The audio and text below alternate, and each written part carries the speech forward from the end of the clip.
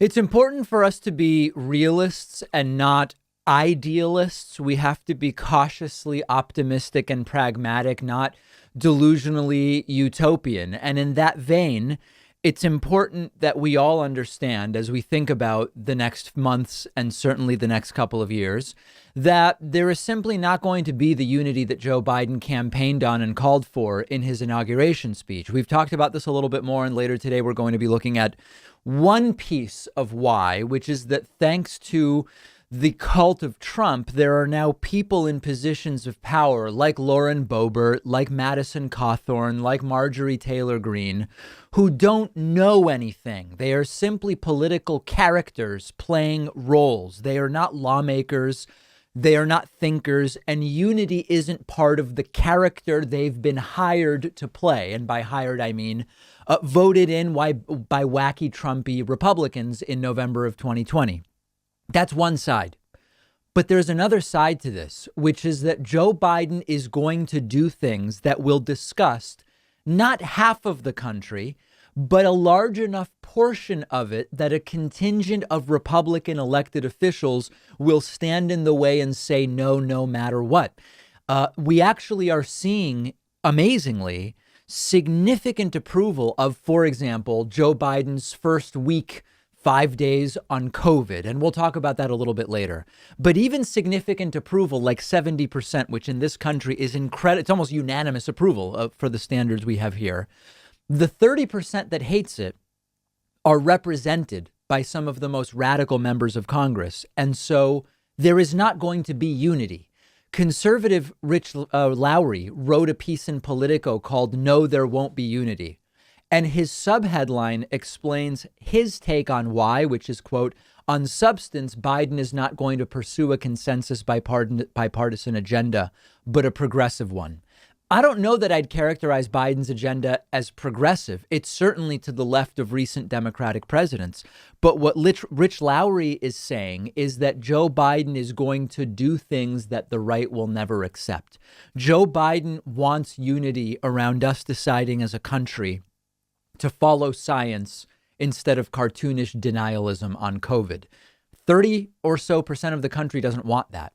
This isn't a both sides thing, merely differences of opinion. Imagine if 30% of the country said, we don't agree with the laws of gravity. You'd say, okay, well, you're going to end up getting a lot of bumps on the head and people falling out of buildings. But the idea of ignoring something that simply is, you don't really have a choice. And Joe Biden is going with reality on COVID. And about 30% of the country doesn't accept it. So you're not going to get unity.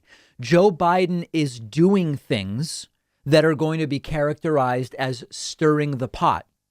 Literally the term Rich Lowry uses in the Politico piece. Last week, I played a clip for you from Fox News of anchor Ainsley Earhart saying Joe Biden called for unity, and yet he did executive orders that go against how Trump governed. Well, that's a framework where unity is quite literally impossible. Now, unity doesn't have to be we agree with Joe Biden on everything. Unity should be Biden won. Yes, he really did win. Many of them don't accept that. But OK, but Biden won. Unity can be, since Biden won, let's try it.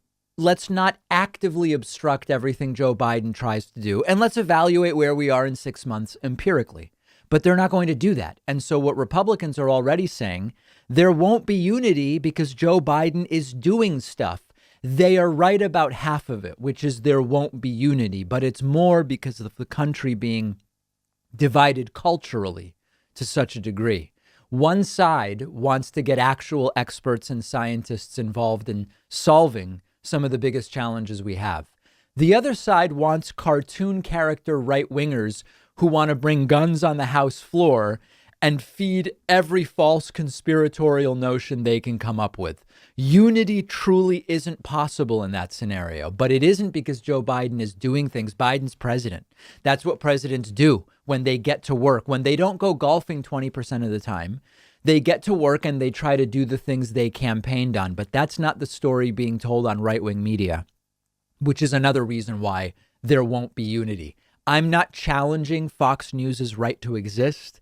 I'm not saying Newsmax should be pulled off the air. I'm pointing out that they foment the lack of unity by putting out nonsense like Biden doing the things he promised to do is divisive. Joe Biden doing the things he ran on doing, which got him elected, is now being called a divisive action. And understand that with that as your starting point, the possibility of unity doesn't exist because you're not dealing in actually evaluating policy. You're not dealing in saying, oh, Joe Biden did this. Let's see what the results are. You're engaging in hyperbole and non-thinking reactivity. And so Rich Lowry is right. There's not going to be unity, but not because Joe Biden is some extreme progressive left winger.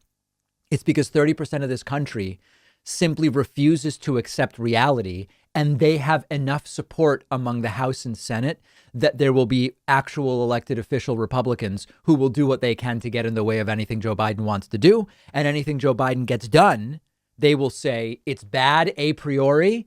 And Joe Biden should be punished because he's doing something different than what Republicans want him to do. It's looking very ugly.